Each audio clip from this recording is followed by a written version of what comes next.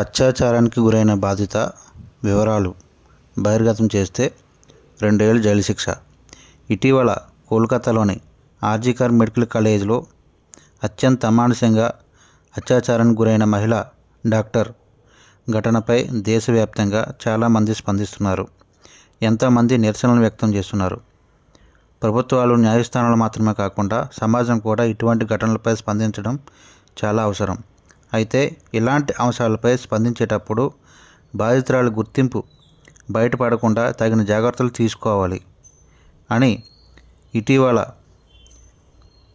Section 72 భారత న్యాయ సంహిత previous 228 AIPC ప్రకారం అత్యాచారానికి గురైన బాధితురాలి వివరాలను బహిర్గతం చేసిన వారికి 2 సంవత్సరాల జైలు శిక్ష ఉంటుంది.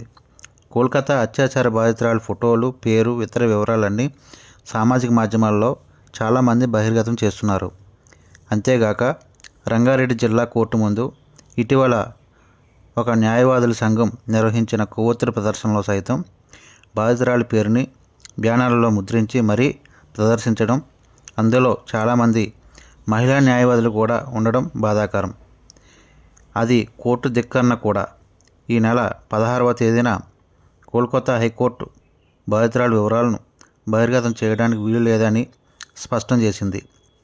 20న సుప్రీంకోర్టు చేపట్టిన విచారణలో సైతం బాధితురాలి వివరాలను బహిర్గతం చేయడంపై ప్రధాన న్యాయమూర్తి ఆగ్రహం వ్యక్తం చేస్తూ అలా ఎవరూ చేయడానికి వీల్లేదని ఆదేశించారు. పోక్సో చట్టం సైతం బాధిత బాలుర వివరాలను గోప్యంగా ఉంచాలని చెబుతుంది.